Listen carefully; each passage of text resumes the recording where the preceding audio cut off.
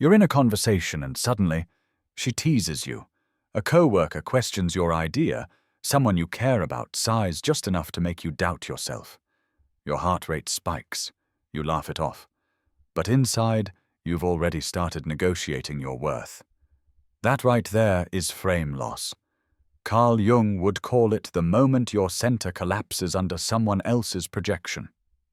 They pull you into their emotional weather, and you forget who you are. In this video, we'll uncover 7 covert psychological tactics that make men lose frame, often without realizing it, and how to stay grounded in your core no matter who's testing, seducing, or triggering you.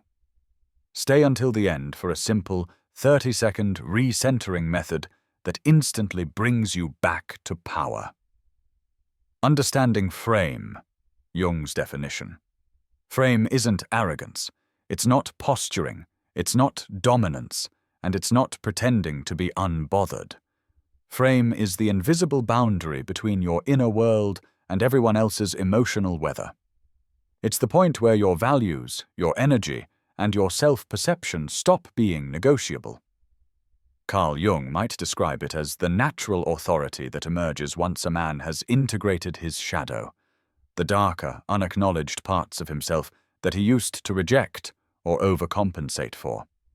When those pieces are owned and accepted, he no longer needs to perform confidence, because he is confidence.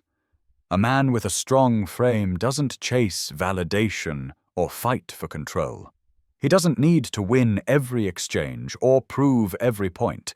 He simply remains rooted, aware, responsive, not reactive. When you lose frame, it happens quietly.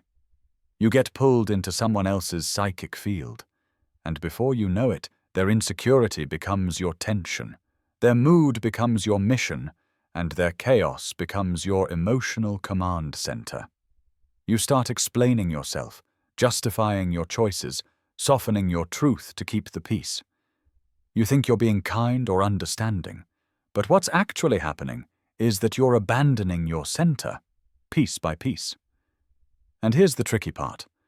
Frame breaks rarely come from open attacks or shouting matches. They're subtle.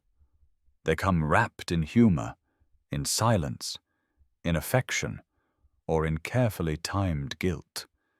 They bypass your logic and go straight for your nervous system. But once you know what to look for, the spell breaks.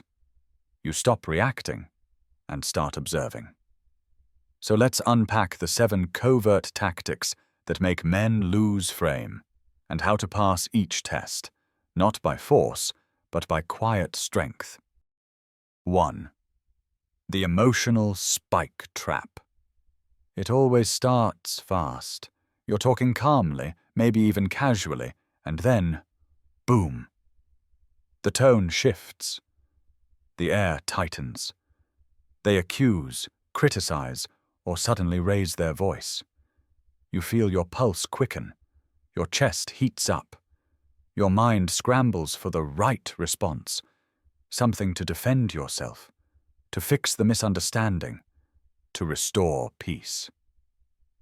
But in that very moment, you've already stepped into the trap.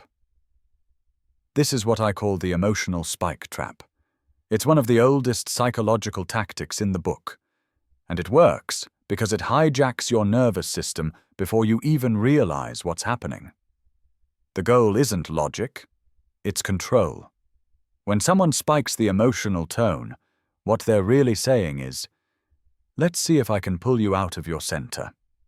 If you match their energy, raise your voice, argue harder, or start over-explaining, you've entered their frame. You've left your grounded self and walked straight into their emotional storm. Carl Jung would say this is the moment your ego merges with another person's complex. Their anger becomes your anger. Their chaos becomes your command. You're no longer responding from consciousness. You're reacting from contagion. So how do you stay centered when everything in you wants to fight back or fix it? You breathe low. You drop your voice. You let silence do the heavy lifting. Your body is the battlefield, not your words. If you regulate your breathing and tone, you automatically regulate the entire interaction. And when you finally do speak, say calmly and without sarcasm, I'll respond once we're both calm enough to hear each other. That one line reclaims leadership without aggression. It communicates, I'm not abandoning myself to join your chaos. See, power isn't about out-yelling or outsmarting someone. It's about holding your awareness when everything in the room tries to take it. The most powerful man isn't the loudest one in the argument. He's the one whose peace can't be provoked. So the next time someone throws an emotional grenade into your calm, don't pick it up. Don't throw it back. Just let it fall. Emotion doesn't make you powerful. Stillness does. 2. The subtle guilt hook. It sounds innocent at first. I just thought you'd care more. If you really loved me, you'd... Those words slip out softly. No yelling, no attack. Just a tone that carries disappointment. And instantly you feel it. That twist in your stomach, that urge to fix it, to prove you're not the bad guy. That's the subtle guilt hook. It's one of the most common ways people pull you out of your frame because it doesn't look like manipulation. It looks like emotion. This tactic trades logic for obligation. It bypasses reason and goes straight for your moral wiring, the part of you that wants to be good, loyal, caring. Suddenly you're not thinking clearly. You're negotiating your integrity to avoid making someone upset. Now, here's the truth Jung would remind us of. Guilt isn't the same as love, and empathy without boundaries becomes self-betrayal. Most people who use guilt aren't evil. They're scared. They're testing for emotional safety. They want to know, will you still choose me when I'm upset? Will you bend for me? But if you absorb that guilt without awareness, you reinforce emotional blackmail, teaching them that pressure works better than honesty. So how do you hold frame without becoming cold? You reframe the situation. You remind both of you that guilt is not proof of love. You can care deeply and still say no. Try this line. It's calm, human, and unshakable. I hear that you feel let down, but guilt won't make me show up better. Presence will. That sentence does two powerful things. It validates their feeling without surrendering your agency. And it replaces emotional pressure with genuine connection. When you stop responding to guilt, people start respecting your clarity. Because deep down, everyone feels safer around someone who can't be emotionally blackmailed. Boundaries built with empathy don't create distance. They create trust. And trust, not guilt, is what real love grows from. Remember, the moment you act from guilt, you leave your truth. The moment you act from presence, you lead. 3. The complement withdraw pattern. This one's psychological warfare disguised as charm. It starts with a compliment so sweet it disarms you. You're different from other guys. You're so grounded, so easy to talk to. You feel seen, maybe even chosen. And in that moment, something powerful happens. You start bonding to their perception of you. It feels good, so you want to keep it. But then, weeks later, the tone shifts. But lately, you've changed. Or, you used to be so calm. What happened to you? Just like that, the warmth turns into withdrawal, and your mind scrambles to get the approval back. You replay conversations, over-explain yourself, maybe even apologize for things that don't need apologies. That's the trap. They've linked your sense of worth to their emotional weather, and you're now dancing to it. The complement withdraw pattern is one of the most disorienting tactics because it's built on hope. You're not chasing love. You're chasing the return of something that felt like love. Carl Jung would call this a projection reel dynamic. Someone builds an image of you, an ideal that fits their story. And at first, you match it perfectly.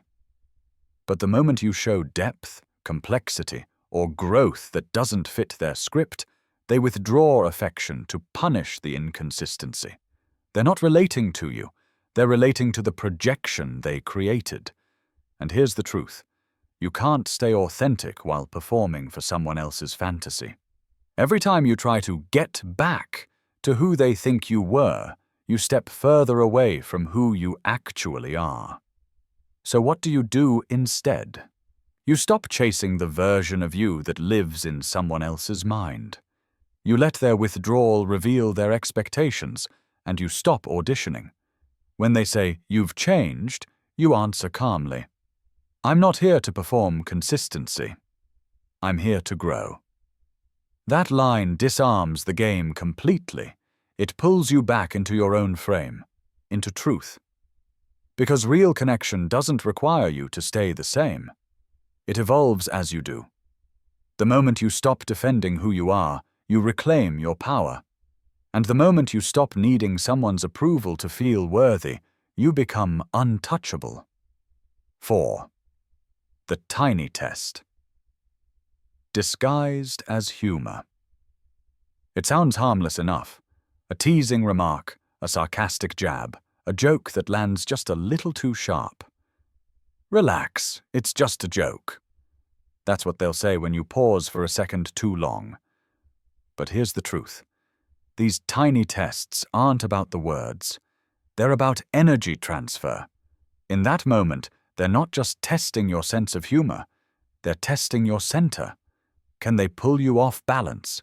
Can they get you to react, defend, or prove yourself? If you take the bait and get defensive, what's that supposed to mean? You lose frame. You've given their words authority. You're now performing inside their energy. If you go stiff and cold, pretending it doesn't bother you, you lose in another way. You've armored up, disconnected from your natural ease. That's not strength. That's emotional paralysis. The secret isn't reacting or rejecting. It's absorbing, with awareness. You stay playful, but conscious. Neither submissive nor superior. It's what I call conscious playfulness.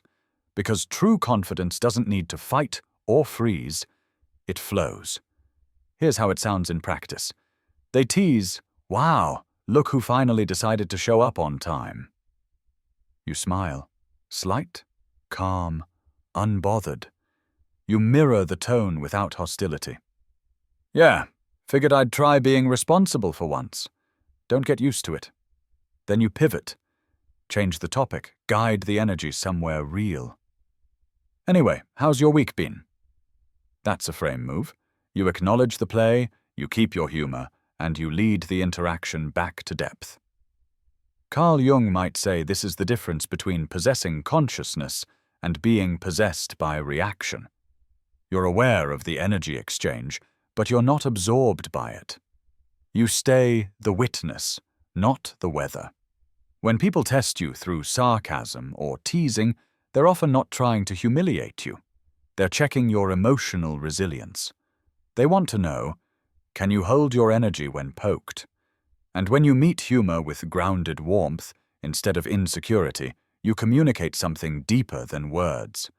I can absorb your energy, but I don't lose myself inside it. That's not dominance, that's centeredness, and it's magnetic. 5. The emotional overshare trap. It starts early, too early. You've just met, maybe had a few deep conversations, and suddenly, they open the floodgates. Details about childhood trauma, past betrayals, abusive exes, or lifelong anxiety, all spilling out at once. It feels raw, intimate, special. You think, wow, they trust me already. But here's the psychological twist. That rush of emotional exposure isn't always genuine vulnerability. Sometimes it's a covert control pattern. Carl Jung would call it unconscious projection of chaos. They unload their emotional storm, so you'll unconsciously start managing it. And them. It's not evil. It's instinctive. By making you the rescuer, they gain invisible leverage. Now your energy, your empathy, your focus orbit around their pain. And just like that, your frame collapses. Because when you start managing someone else's emotions instead of witnessing them, you've left your center and stepped into theirs. You start over-functioning, checking in constantly, soothing, fixing, proving that you care. But beneath the surface, you've been cast in a role you didn't agree to, the emotional caretaker. Here's the truth. Intimacy isn't built through speed. It's built through pacing. Real connection requires trust that unfolds over time, not trauma that demands instant loyalty. So when someone floods you early with intense emotional details, you don't have to absorb it all to prove compassion. You can respond with mature containment, a grounded empathy that holds space without losing center. Try this line. I really appreciate you sharing that. I want to know you deeply, but let's take it slow so we don't lose the clarity. That's not rejection. It's regulation. You're showing them you care without collapsing into caretaker mode. You're saying, your story matters, but I won't lose myself inside it. This simple response does 3 things. 1. It validates their courage for sharing. 2. It sets a pace for emotional safety. 3. It establishes you as a calm center in the storm. People who are emotionally healthy will respect that boundary. Those seeking control will be disarmed because they can't hook what stays grounded. Remember, you don't have to drown in someone's depths to prove you care. Stillness is not coldness. Boundaries are not distance. They're the structure that makes real intimacy possible. And when you hold your frame through emotional intensity, you teach others, consciously or not, what safe connection actually feels like. 6. The silent withdrawal. It's not always words that unseat your frame. Sometimes it's the sudden absence of them. One day, everything feels warm, connected, flowing. The next, the energy shifts. Texts slow down. Eye contact fades. Their tone flattens. No fight, no explanation. Just distance. And instantly, your nervous system panics. You start replaying moments. Did I say something wrong? Did I do something? You reach out a little more, trying to bring the balance back. That right there is the trap. This is what I call the invisible leash, because the more you reach for equilibrium, the more control you hand over to the one who withdrew it. Carl Jung would call this power through absence, a form of psychic manipulation where attention itself becomes currency. When someone withholds warmth or engagement, they're unconsciously testing. Can I make you chase my approval? It's not always calculated. Sometimes it's fear, avoidance, ego, or emotional immaturity. But the effect is the same. You start centering your actions around their silence.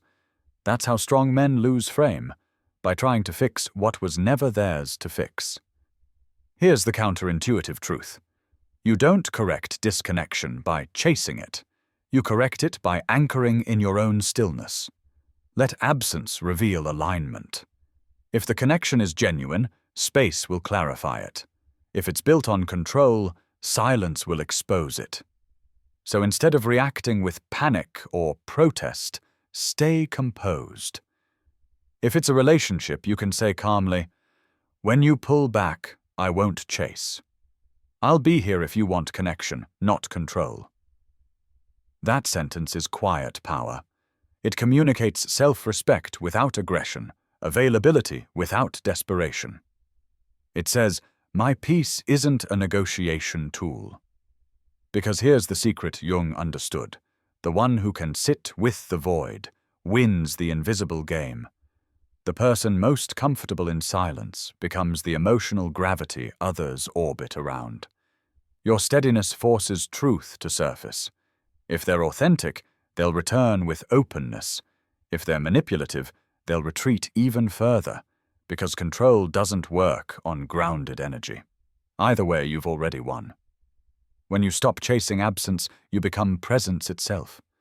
And that presence, calm, consistent, quietly certain, is what every test of frame is secretly trying to uncover.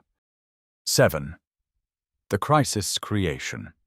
Some people don't just experience chaos, they create it. Not always consciously, not always cruelly. But somewhere deep in their wiring, peace feels unfamiliar, and drama feels like home.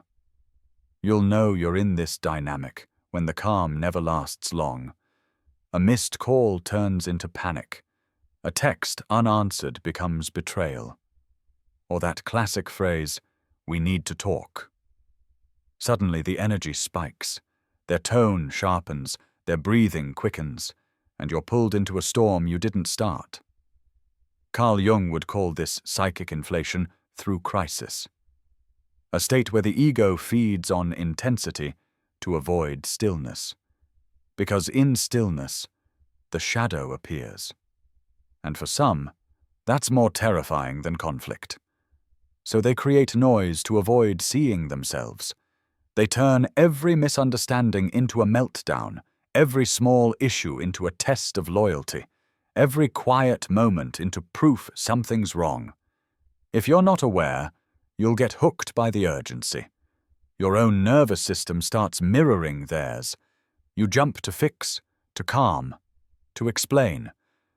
And before you realize it, you're no longer centered. You're orbiting their emotional gravity. Here's the truth. If you let urgency dictate your pace, you lose sovereignty. Because crisis energy demands reaction, not reflection. And reaction is the death of frame. The antidote? Pause before solving. Take one breath. Ground your voice. Then ask this simple question, calmly, without sarcasm. Is this an emergency or an emotion?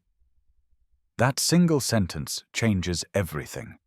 It interrupts the trance of reactivity and invites awareness back into the room. It asks the other person to name what's real, not what's rehearsed. 9 times out of 10, they'll pause too, because the question itself is regulating. You're not dismissing them. You're inviting them out of chaos and into consciousness. And if they insist on staying in the storm, don't chase them into it. Hold your pace. Hold your breath. Hold your center. In Jungian terms, this is the ego choosing integration over possession. You're refusing to be possessed by another's emotional weather. You're letting their storm reveal itself, while you remain the mountain. Because real strength isn't in extinguishing every fire. It's in knowing which ones were never yours to put out. Every crisis is a test of presence. And the man who can stay still inside someone else's chaos, he's the one who quietly commands the room. Here's the truth most men miss. Frame isn't dominance, it's presence, not control, not manipulation, not who can talk louder or win arguments. It's regulated awareness under pressure, the ability to stay connected to yourself while everything around you tries to pull you off balance. Carl Jung called this integration, when the ego and the shadow stop competing for control and start cooperating. That means your light and your darkness, your confidence and your fear, your composure and your anger, all working as one cohesive force.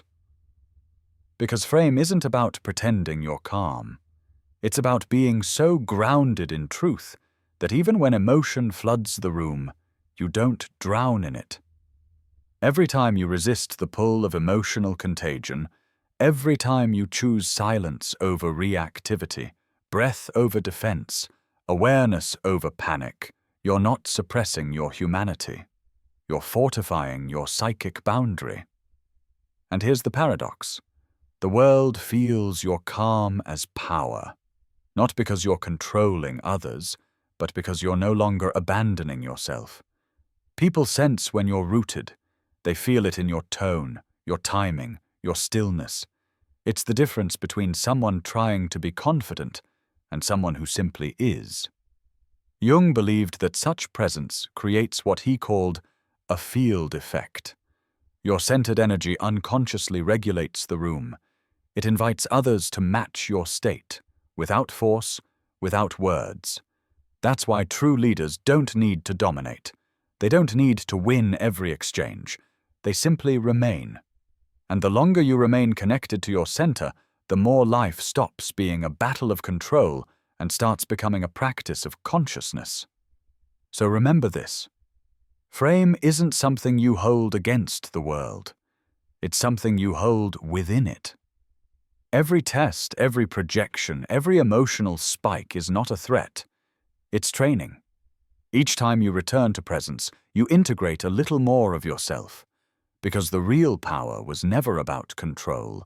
It was about remembering, no matter what happens around you, you are still here. Here's the secret that keeps every strong frame intact. You don't need hours of meditation or years of training to regain presence. You just need 30 seconds of awareness. So the next time you feel that pull, your pulse spikes, your chest tightens, someone's tone gets sharp, and you can feel yourself shrinking or rushing to fix things, do this. Step 1. Pause your body.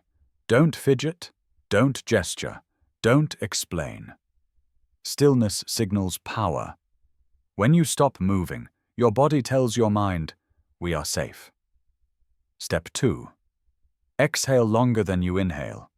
Inhale for 4 seconds. Exhale for 6. That small shift activates your parasympathetic nervous system, the part of you wired for calm. It slows the heart, clears the mind, and reclaims control from adrenaline. Step 3. Name what's yours and what's not. This is the psychological reset Jung would call differentiation. It's how you separate your field from someone else's emotional weather. Silently or out loud say, this tension isn't mine. This silence isn't danger. This anger isn't a command. Those phrases cut the invisible cords of projection that try to pull you out of center. They remind your psyche, you are not responsible for every emotion in the room. Step 4. Return to posture. Shoulders back, not puffed up, just open. Jaw loose, eyes steady, not staring.